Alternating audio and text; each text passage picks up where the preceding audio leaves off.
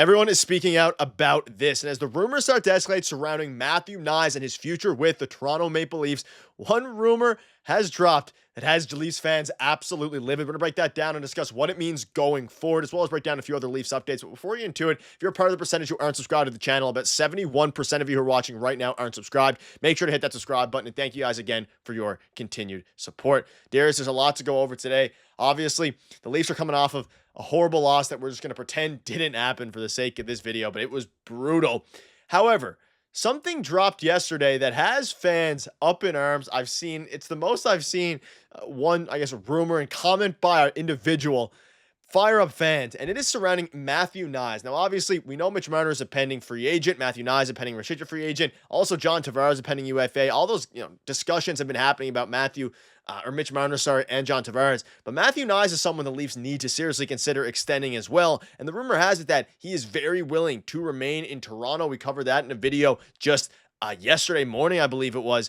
But Darius, or a couple days ago, whenever it was, this is starting to be interesting now, and it was a couple days ago. So the video we had a couple days ago talking about Mitch Marner extended, Matthew Knies extended. This dropped shortly after. It could go to $9 million. Sign Knies first and see what's left over, because he's going to get offer sheeted. Jason Bakula projects what Matthew Knies' next contract could cost and why the Leafs should prioritize extending him. And it's interesting because I agree that extending Matthew Knies is a priority. However, A, he's a restricted free agent. B, I would be absolutely floored if Matthew Knies gets really anywhere super close to $9 million a year. That is wild, and I want to get your thoughts because Leafs fans tend to agree, and there's been some rumblings about what his number could be from guys like Nick Kypreos, from guys like Darren Dreger, and $9 million is not the number that we were expecting. No, and he's had a great season. Matthew Knies has had a fantastic season. He could still end up scoring 30 goals this season, which I don't think was on anyone's bingo card. We all thought he was going to come in and have a really good year, and he's continuing to progress and obviously develop at the NHL level. But $9 million is a little crazy. Maybe he gets that in an offer sheet. I could see that. This summer is already being dubbed the summer of offer sheets. It's apparently going to get pretty crazy in that regard. So obviously that could happen. And in terms of what he said here, that the Leafs should prioritize signing him and sign him first. I could see a world where they do that. But for $9 million, I'm not so sure, because I think you want to get that out of the way and that headache out of the way. Once you have an idea of what you're going to do with John Tavares and Mitch Marner, you obviously can't, once you reach July 1st, Mitch Marner's probably going to become a free agent. Like, I don't think you're going to sign him before then. I think he is going to test free agency. But with John Tavares, you might have an idea early on what John Tavares and Matthew Knies are going to cost. So probably get those wrapped up quickly and then see what else you can do on July 1st and, obviously after that. So I do think that that is an avenue they're going to explore, trying to sign him first. But again, to $9 million is a little crazy. Yeah. Now, Matthew Knies is a great player, having a fantastic year, and it's still yet to be seen what he does in the playoffs. But if he replicates what he did with the Leafs against the Bruins last year, even just the energy, the laugh at David Pastrnak, all these different things, looking at his stats specifically this season, he's at 45 points in 65 games. He's hopefully going to approach 30 goals. And coming off of a year where he was very solid, and we saw some development from Matthew Knies to bump up to 25 goals this season. He's only 22 years old, so he still will be 22 years old when he's going to get extended, or maybe approaching 23, depending on when the deal gets done. It's going to be he's a fantastic player that should get better. And let's keep in mind, folks, they could have Mikko Rantanen right now if they're willing to give up Matthew Knies. So I don't think there's a world they don't extend him. But again, he's a fantastic power forward. He's been a little bit rough lately with penalties and defensively, but he still is only 22 years old. That being said, 45 points, 65 games, fantastic. Not a point per game player, but $9 million is just an asinine amount of money.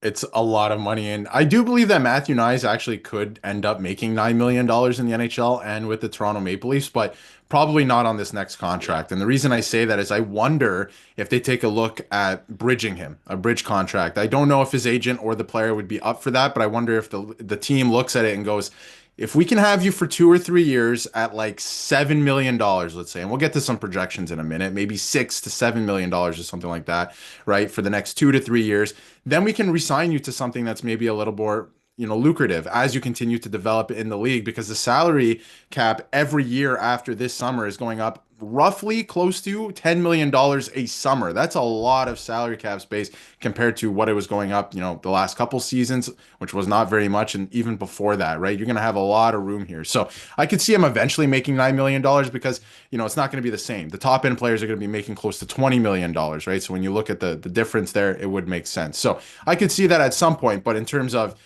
immediately and right now, certainly not on his next contract. I don't think that's a lot of money. But in terms of projections, I think he's going to be, his next contract is going to be quite lucrative to a degree, and they're going to have to figure this out, as soon as the playoffs end. They have three major contracts they have to figure out this offseason. Yeah, and this offseason, as we know, we're obviously locked into the playoffs, focus on that. This offseason is going to be one of the craziest we've seen in a very long time because the Leafs have a lot of pending free agents, and they're going to have to get it done. And let's touch on a couple other things. We know this here. He's very unique, in my opinion, with those two stats. That's not a lot of guys that he can do.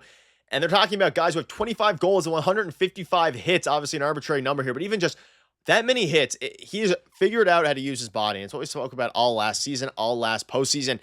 If he could figure out how to use his body in full, both offensively and on, the forecheck and everything, he is going to be a fully complete player, And he's not even scratched the surface yet, or I guess he's starting to scratch the surface. And players with 25 goals, 150 hits this season, Wilson, of course, on the Washington Capitals, Brady Tkachuk, on the Senators, and of course, Matthew Knies on the Leafs. So to have a guy like that, I feel like every successful team has not necessarily this amount of hits, but you have a guy who can do what he can do. And he's been on the first line. And let's not forget last year, there was a little bit of a moment there where is he going to be able to play on the first line? Should he stay on the fourth line, which he was on there for a little bit last year to start the season? So it was interesting.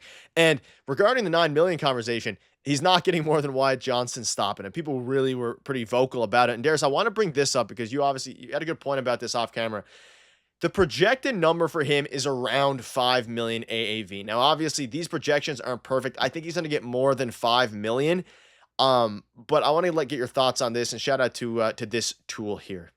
Yeah, this is from Scotia, salary projections on X. They do a fantastic job. And again, this is based off their model. Anything that we look at, JFresh charts, all of that, they're all useful tools, but they're all based off their own models, right? So take it with a grain of salt. And they have them, his most likely projected salary next season at $5 million, or just over $5 million, right? So, we'll see what it ends up falling as. I could see a world where they come up a little bit, like maybe it's 8x8, something that's close to Slavkovsky and what he signed, right? Because Matthew Knies has great value.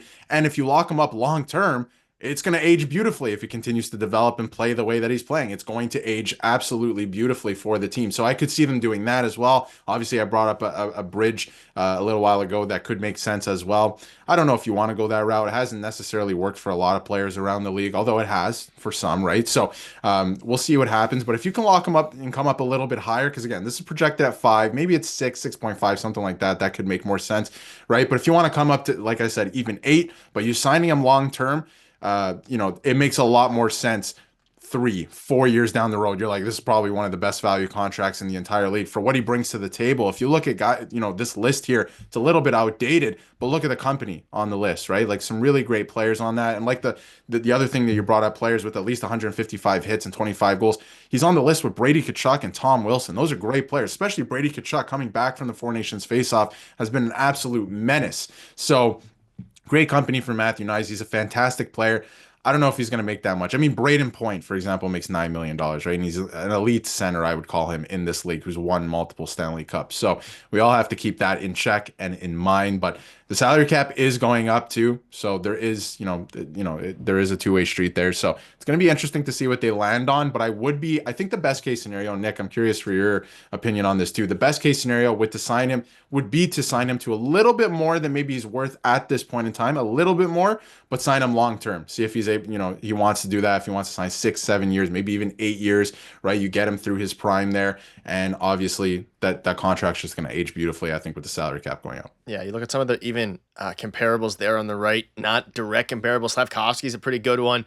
I think 8x8 would probably get it done, though. Like this, cap projector has that a 0% chance of happening with 7.5 million or above, which I think is a little unrealistic, especially with the cap going up, which would make things a lot less interesting. Some more context as well from this article here. Knies, 25 goals, the fourth most with Toronto behind Matthews, Tavares, and Mitch Marner. Also want to point out an error in that, where obviously William Nylander has to be there as well. So I Yes. guess fifth most in the Leafs. But even then, putting Matthew Knies alongside Matthews, Tavares, Mitch Marner is a conversation that, yes, he's playing on the first line. And a lot of those goals are him screening the goalie, getting tips, and that's perfect. That's exactly what he's there to do, whether it be in the power play, whether it be in that first line. He's carved out a perfect role. So let us know down below what is the contract you think is going to get it done and what you're comfortable with.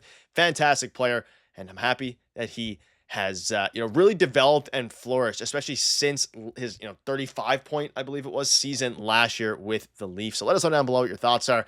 Thank you guys for watching, and I would be surprised if he gets 9 million, but let us know if you would. Thank you guys for watching.